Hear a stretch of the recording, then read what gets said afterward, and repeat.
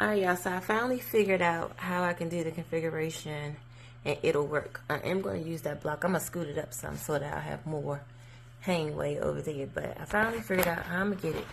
This looks perfect.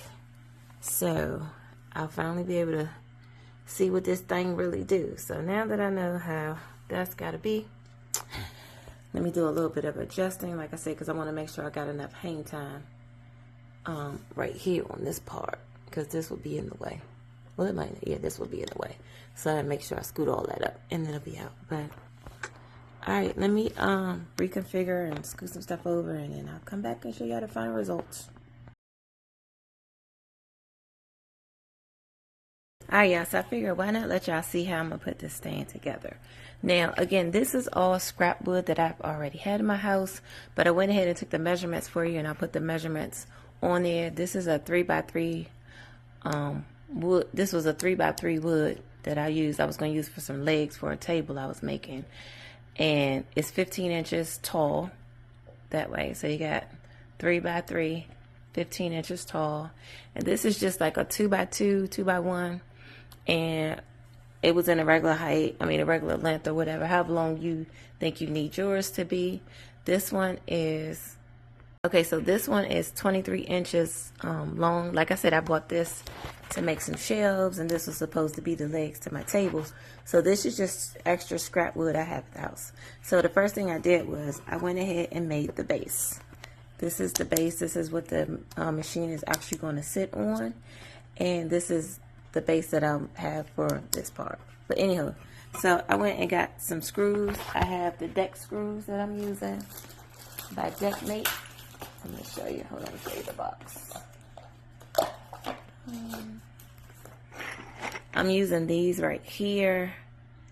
3.5 inches, 1 pound net weight.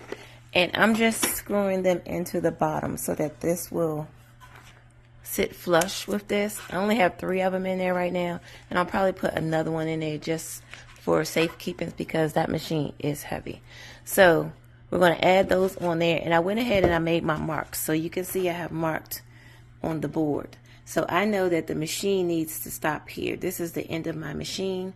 And then I'm using these other pieces of scrap wood I told you that I got from Home Depot when I went the other day. And I need that to stop right there because this is going to be holding up the front of the machine. So I got my marks. Now next thing I need to do is go ahead and add this piece to this one before I put the machine on. So this is the next one. Like I said, these blocks I got from Home Depot, so I have no idea. Let me see, I did have a tag. Let's see what the tag says. Again, I don't know. It's just some scrap wood. And these are the measurements here that I'm using. I'm actually going to go ahead and cut. I'm going to cut this off, so it's just going to be on the board like that. But again, like I said, this is just a piece of scrap wood, but this is how I'm putting this together. So stay tuned. Alright, so I got the front piece on for the extra little base that kind of tips over, it looks like for me. So, and I was going to cut it off, y'all, but I ain't going to lie. I was lazy. I don't know what my saw is. And yeah, so we just going to keep it like that. It'll be fine. Next thing we got to do is put the machine, bolt the machine. It's going to stop right there. So I'm going to hold it up, mark the holes that I need to do, and make sure I got the right bolts for the machine. So that's the next step. Okay, so this is the machine sitting on my base that I just created. And it's not even bolted in yet. And it looks great. I still have plenty of clearance right here that I'll need. And it's still sturdy enough so that when I'm cranking, it won't be floppy and moving all around.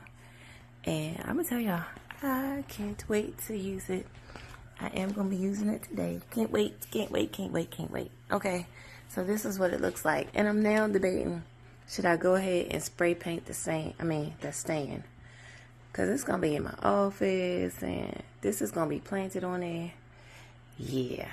I'm going to go ahead and paint it.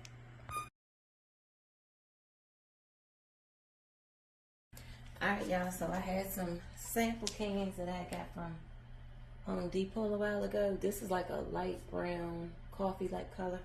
And then this one is a espresso brown. So I'm gonna put the light on top, and if I run out, I'll put the. And no, I didn't don't have a can or nothing, cause I wasn't expecting to be painting. I'm gonna go ahead and get this painted out. What in the world is on my brush?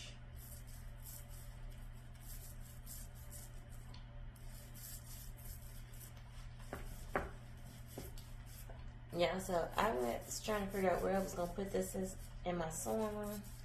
And guess what? I don't even really need to consider that, because this is basically a portable machine now. Like, I've created in there. I don't think I'm gonna need the darker color, so I'm really just gonna go with the light color. What was I saying? Oh yeah, I was in there trying to figure out where I was going to put this machine at, and realized that this thing can be picked up. It's actually can go on my table, and I would never have to even move it. So I am so happy I got that big table for my sewing space, because it's all working out.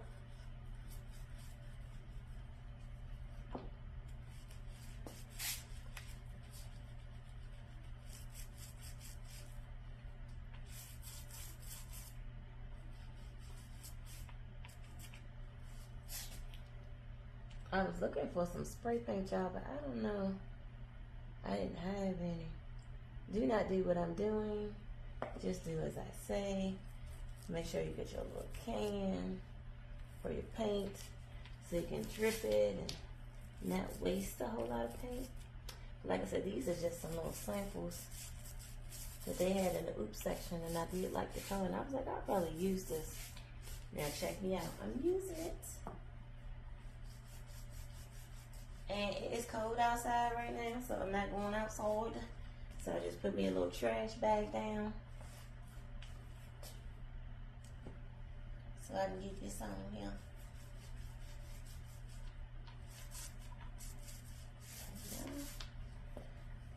I think I'm gonna like the results. So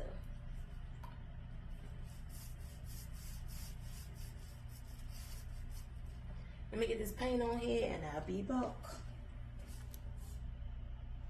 So I'm gonna let this sit and dry, and then I'll come back and give it a second coat.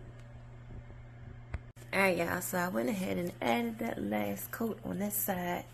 And like I said, again, it don't have to be perfect, because it's just the base. But yeah, I know. I was like, I just ain't wanted to be sitting in that sewing room with all different kind of colors on the woods and all that stuff. So we're gonna let that dry, and then we're gonna be hooking the machine up to it.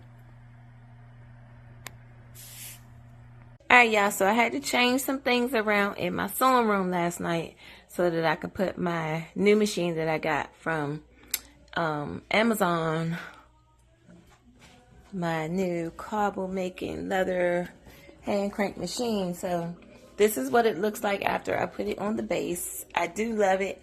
I love it, like I said, because it's portable. I can pick this up and move it.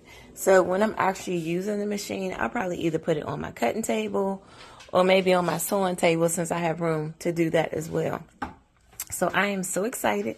I cannot wait to use it. Like I said, I did do a little switcheroo around last night, but I still love it. It's, you know, I'm maximizing all the space that I can in here.